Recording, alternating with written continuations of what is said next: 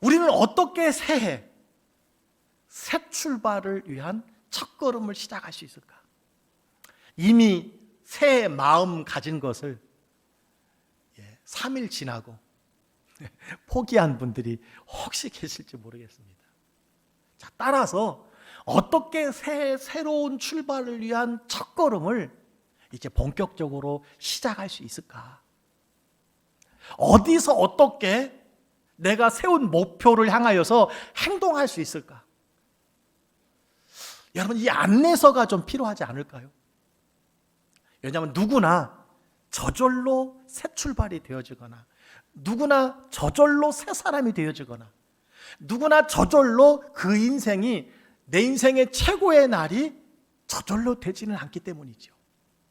자, 새해 새날을 열어가는 안내서라고 할 수 있는 성경 중에 하나가 저는 느헤미야라고 생각을 합니다. 그래서 느헤미야를 통해서 여러분 새해 새 출발의 첫걸음이 되시기를 주의 이름으로 간절히 축복합니다. 자, 느헤미야가 누구냐?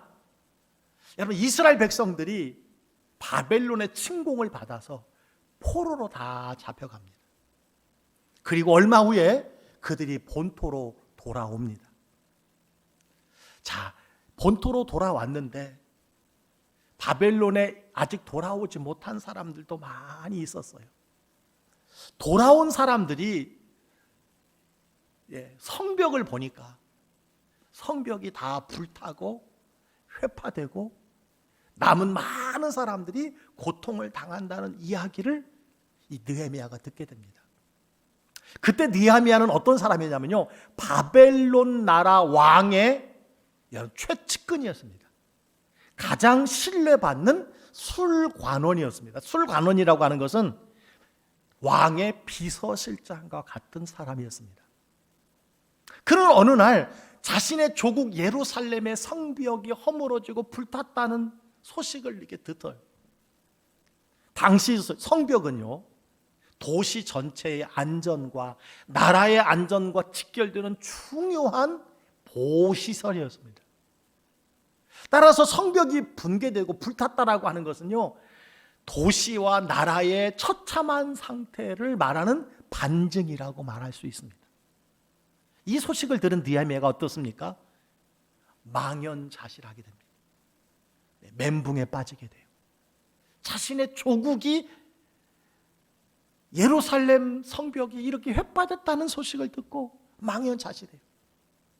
근데 역사적으로 보면요, 이 성벽은 150년간 황폐했고, 황폐하고 무너진 것이 고질적인 문제요, 오랫동안의 비극이었다는 것을 우리가 역사를 통해서 살펴볼 수 있습니다.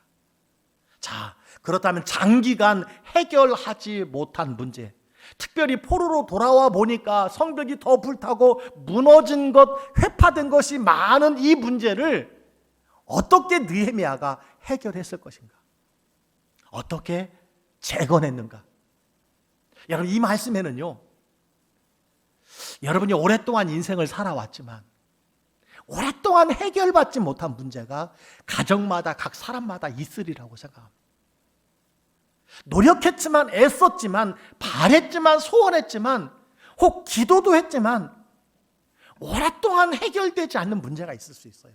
오랫동안 무너진 가정에 여러 일들이 있습니다. 고질적인 문제들이 있습니다. 자, 느헤미야가 성전을 재건하는 이 말씀에는요, 우리의 삶의 고질적인 문제, 오랫동안 회파되었던 문제를 어떻게 해결할 수 있는가, 비결이, 안내서가 여기에 담겨져 있다고 할 수 있습니다.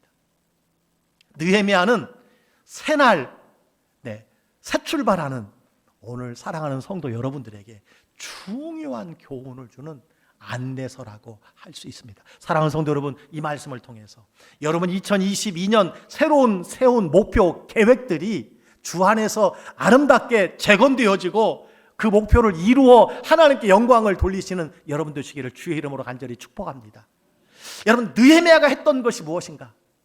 느헤미야 1장 4절에 이렇게 기록하고 있습니다. 다 같이 한번 말씀을 읽어보겠습니다. 시작. 내가 이 말을 듣고 앉아서 울고 수일 동안 슬퍼하며 하늘의 하나님 앞에 금식하며 기도하여. 야, 보세요, 여러분. 느헤미야가 회파된 성벽에 관한 소식을 듣고 그가 행한 세 가지가 있습니다. 그가 시도한 세 가지가 있어요. 뭡니까? 울었어요. 애통했습니다. 그 다음에 무엇을 했습니까? 금식했습니다. 그리고 기도하기 시작을 했습니다. 정확히 말하면 골방 기도를 하기 시작을 했어요. 여러분, 느헤미야가 누굽니까? 아까 설명을 해드렸습니다. 당대 세계 최강의 바벨론 제국의 최고 권력을 가진 왕의 최측근.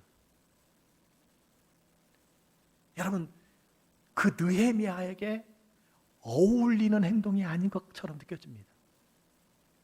낯선 행동처럼 느껴지는 것이 이 세 가지예요.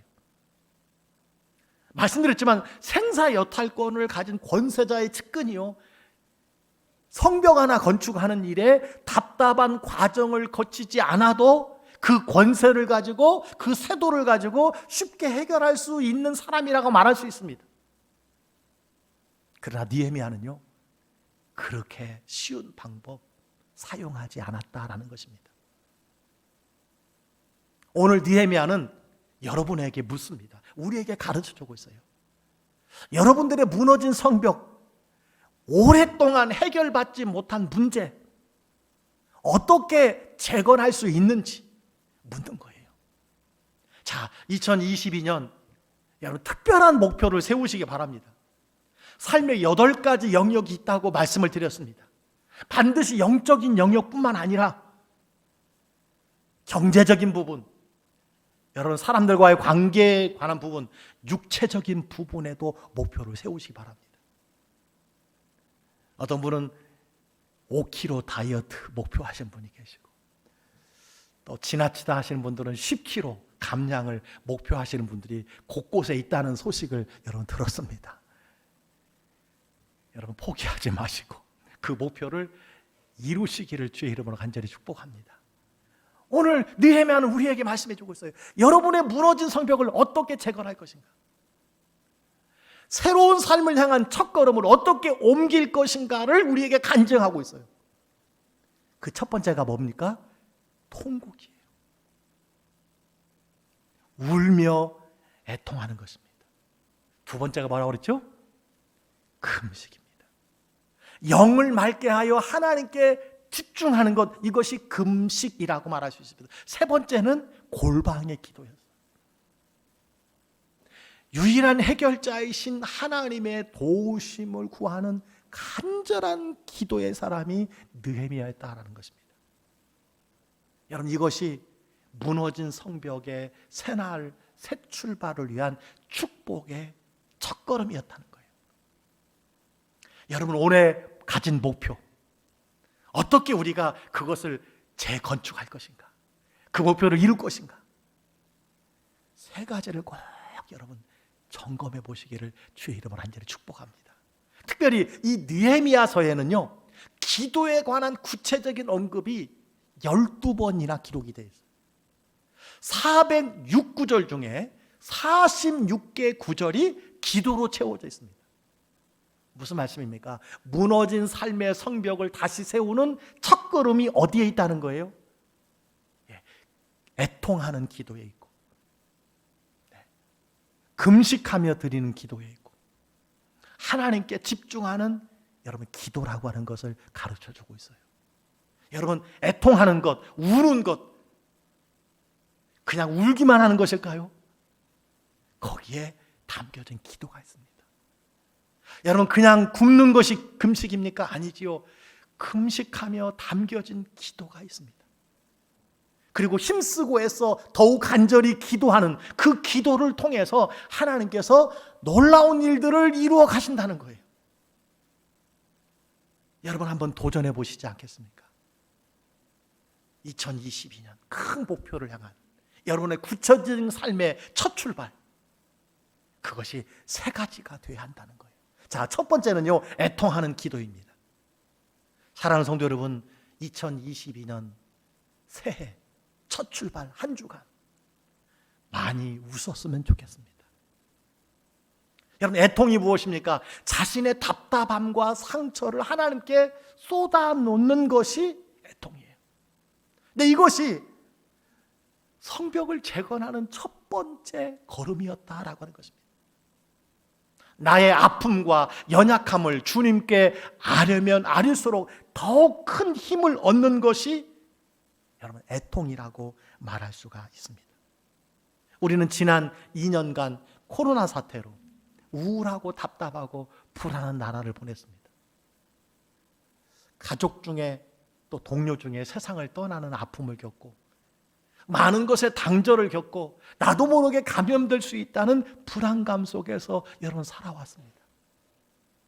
누가 어려움을 당해도요, 함께 울어줄 수 없는 그런 상황 속에 우리가 처해 있지 않았는가 생각합니다. 교제의 단절이 우리 앞에 있지 않았는가 생각합니다. 이것이 신앙생활의 가장 큰 어려움이었다고 저는 생각합니다. 여러분, 그런데요, 누군가 내 삶의 문제를 가지고 울어줄 수만 있다면 이것이 얼마나 큰 힘이 되는지 모릅니다.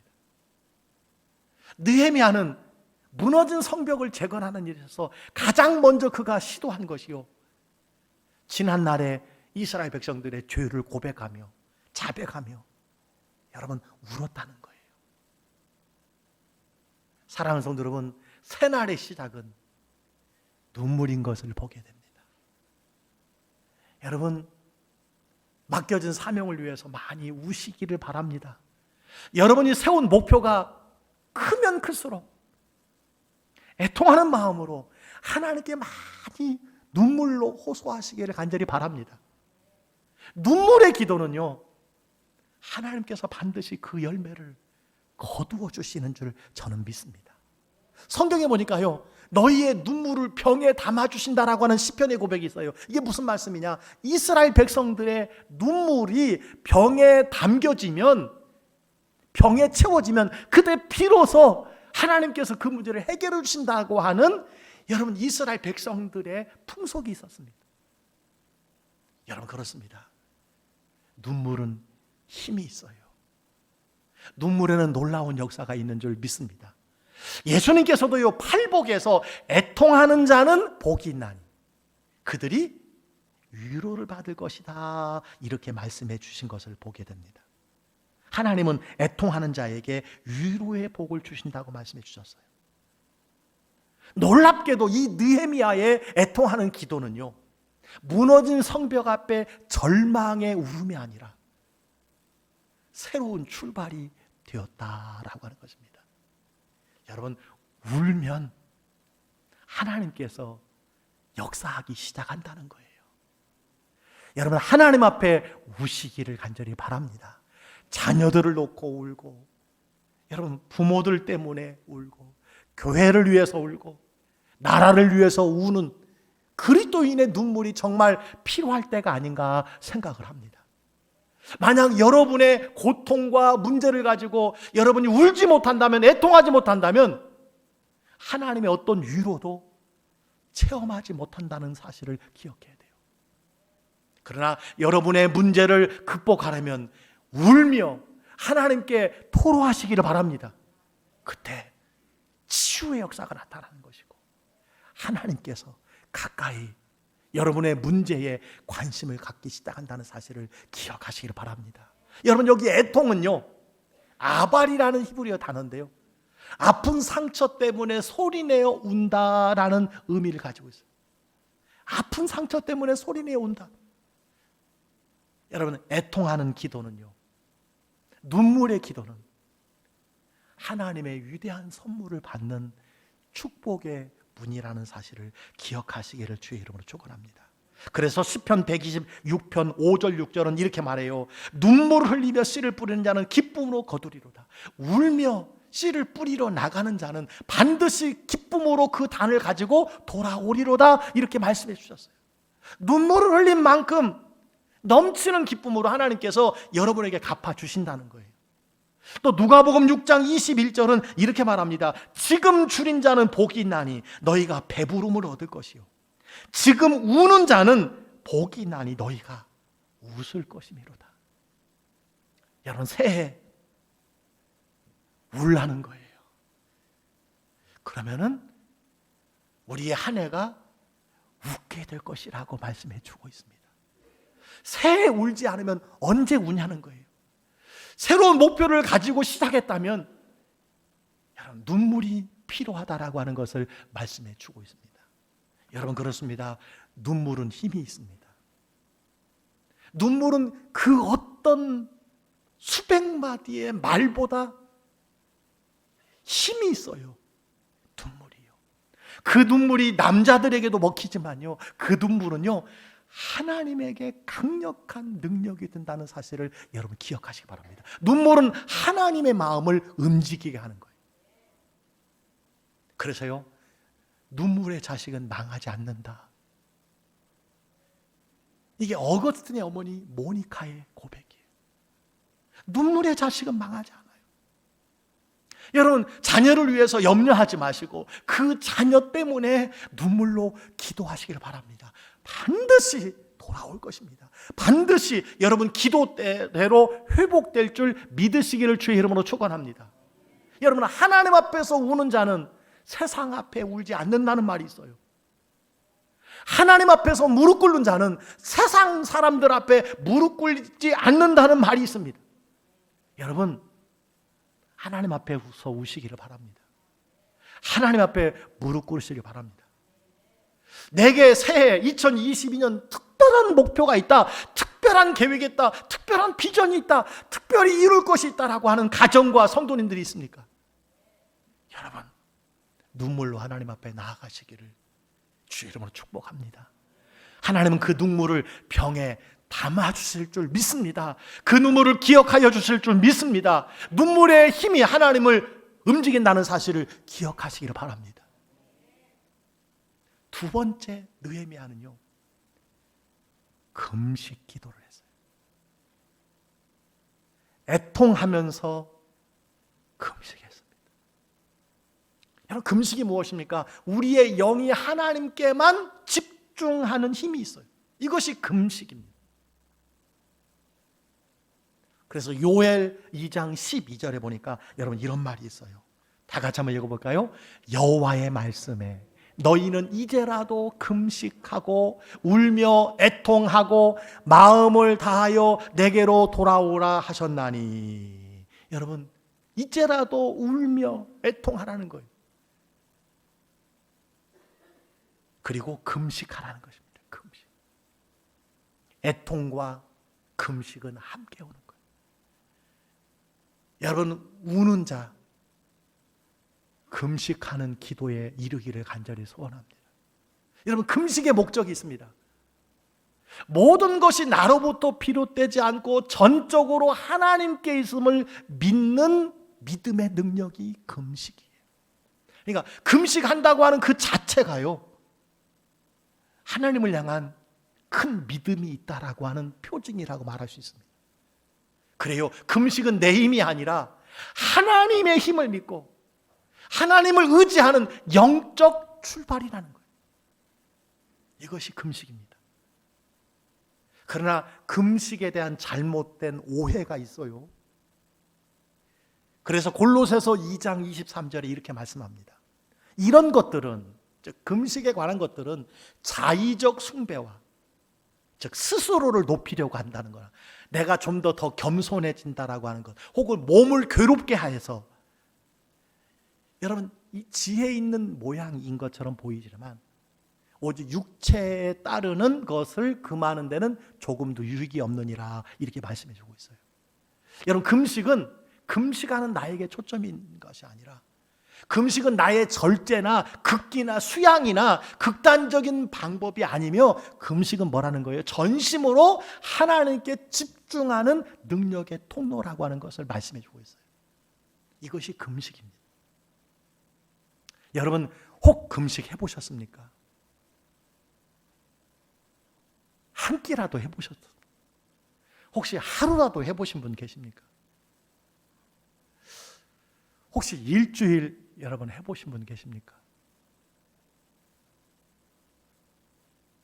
놀라운 사실은요, 금식할 때는 가장 약하고 아무것도 할 수 없는 상태에 있지만 하나님은 그때 여러분에게 새 일을 시작하신다는 사실입니다.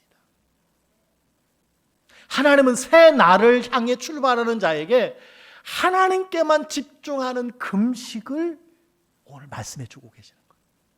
오늘 느헤미야가 그것을 시도한 것입니다. 오늘 느헤미야는 새해 목표를 가진, 큰 목표를 가진, 오랫동안 이루지 못한 목표를 가진 여러분들에게 권면하고 있어요.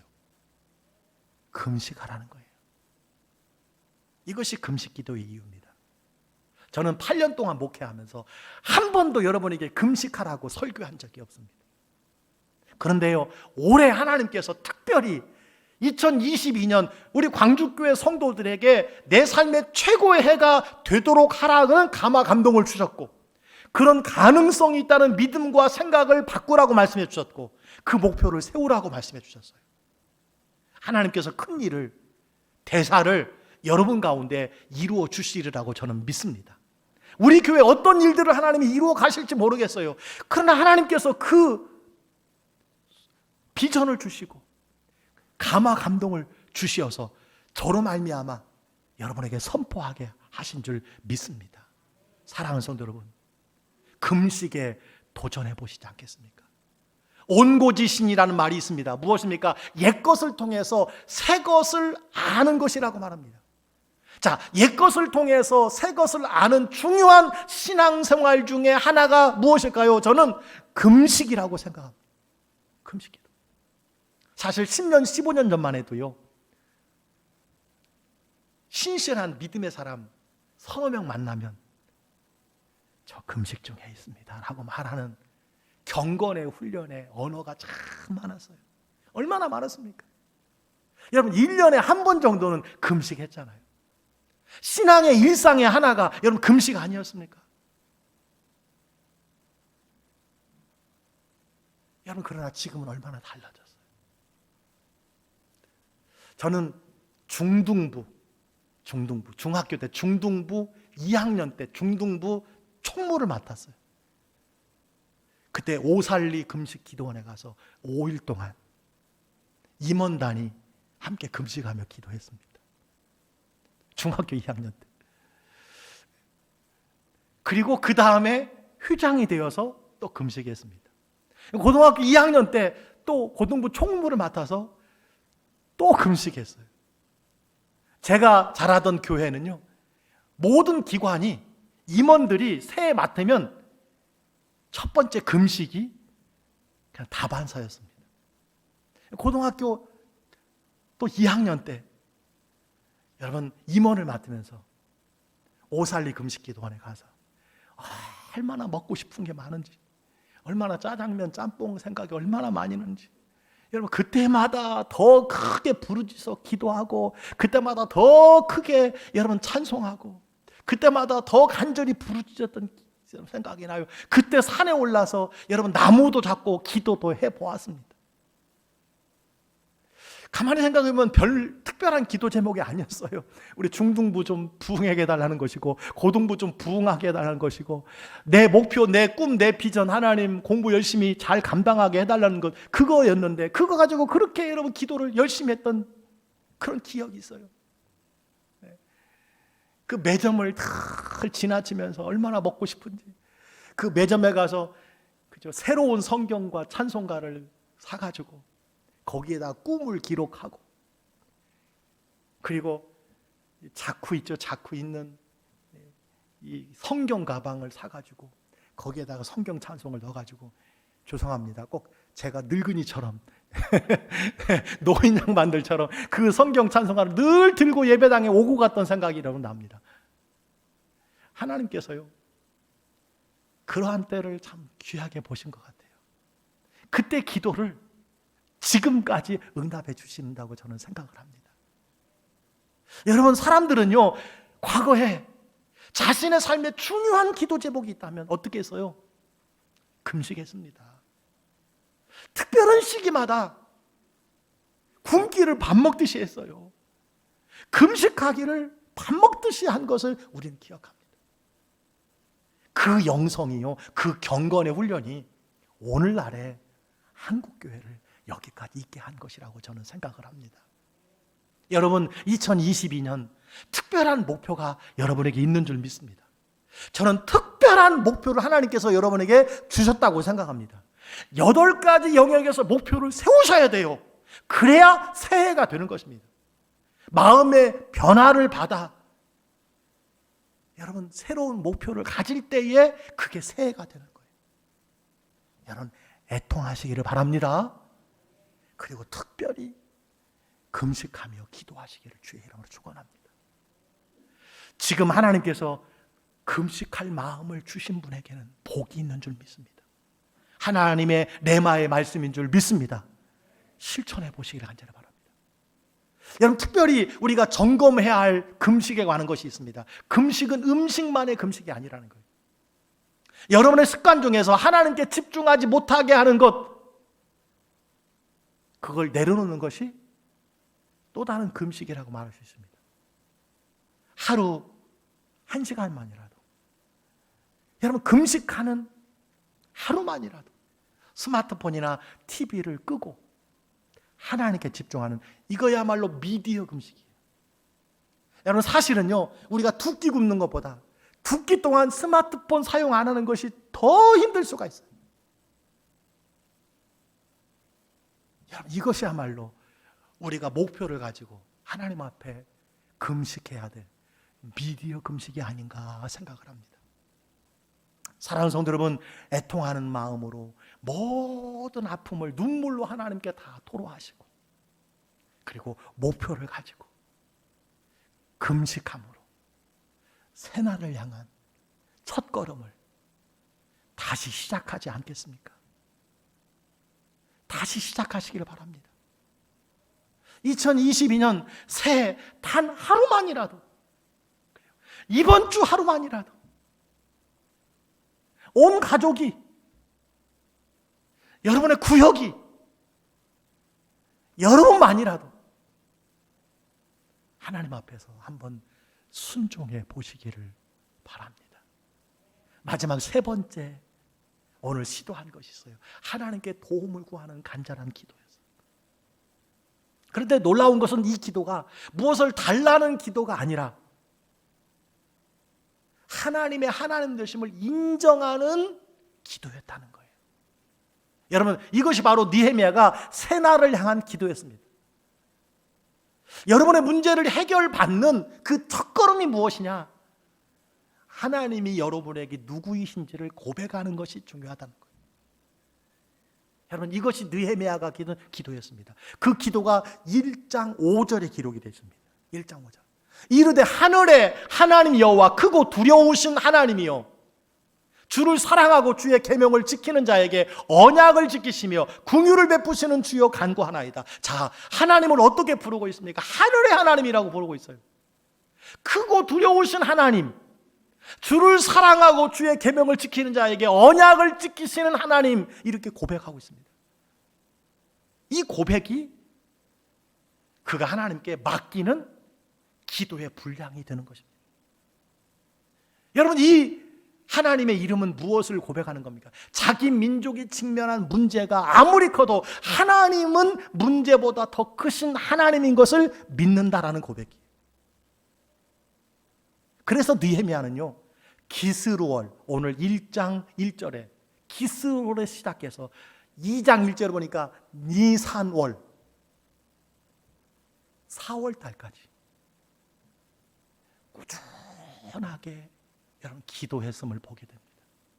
사랑하는 성도 여러분, 애통하시고 눈물로 기도하시고 금식에 도전하시고, 그리고 그 기도의 제목을 가지고 4개월, 아니 여러분 22일이라도 한 달만이라도 여러분 기도로 나아가시기를 주의 이름으로 축원합니다.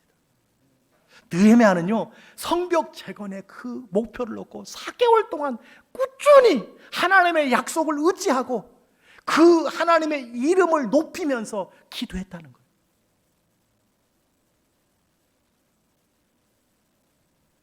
크고 두려우신 하나님 앞에 기도했다는 거예요. 여러분 아까도 말씀드렸습니다. 느헤미야는요, 명실상부한 바벨론 제국의 아닥다스다 왕 곁에 있는 최측근의 한 사람이에요. 왕의 비서실장 같은 막강한 권력자였습니다. 지금은 권력자라고 해도 함부로 남용하면 큰일 나지만 그때는 얼마든지 가능한 때였습니다. 인간적인 방법과 인맥을 동원해도요, 그 권세를 동원해서 못할 일이 없는 사람이었습니다. 그러나 그는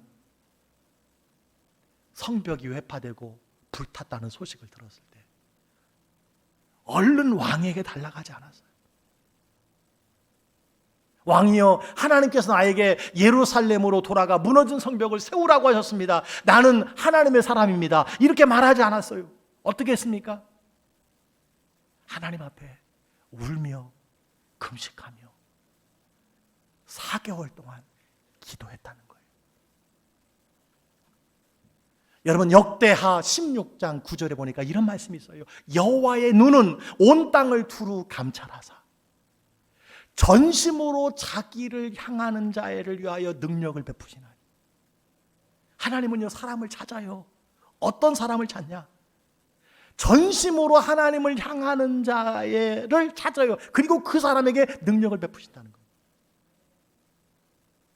느헤미야는 인간적인 힘을 의지한 것이 아니라 하나님의 말씀을 의지하여 하나님께 기도로 나갔다는 거예요. 여러분, 기도가 힘입니다. 기도가 일하는 겁니다. 기도가 열쇠입니다. 아멘입니까? 그런데 왜 갈수록 그리스도인들이 이런 기도를 외면하고 기도가 무용지물인 것처럼 여기는 것일까요? 왜 세상의 힘과 인간의 능력을 하나님의 능력보다 더 기대하며 살아가는 것일까요? 그것은 우리의 믿음의 성벽이 무너졌다고 할 수가 있습니다. 여러분, 느헤미야의 기도가 얼마나 구체적인 기도였는지 오늘 마지막 11절에 이렇게 기록이 되어 있어요. 주여 구하오니 귀를 기울이사 종의 기도와 주의 이름을 경외하기를 기뻐하는 종들의 기도를 들으시고 오늘 종이 형통하여 이 사람들 앞에서 은혜를 입게 하옵소서 하였나니 그때에 내가 왕의 술관이 완원이 되었느니라. 여러분, 기도하면서 함께 무엇을 했어요? 하나님, 내가 형통하게 되어서, 내가 잘 되어서, 내가 성공하여서 이 사람들 앞에서, 왕 앞에서 은혜를 입게 하옵소서.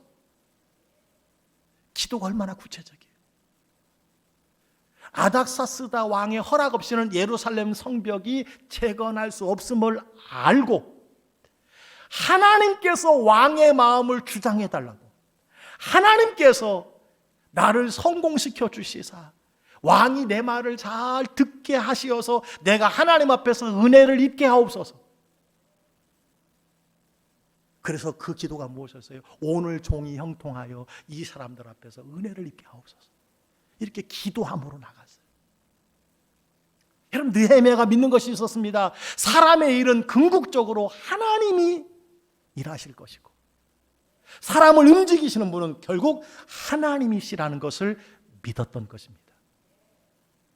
그래서 그는 기도에 집중하고 또 자기에게 맡겨준 일에 최선을 다해서 술관원장이 되었고, 그리고 하나님께서 그 왕을 움직이사 하나님의 역사를 이루게 하셨던 것을 보게 됩니다. 여러분, 새해 한 주가 지났습니다. 아직도 새해입니다. 둘째 주까지는 좀 새해라고 말할 수 있지 않을까요? 여러분, 작심삼일 하셨습니까? 다시 시작하세요. 2022년 특별한 목표, 내 생애 최고의 해를 이루고 기도하고 계십니까?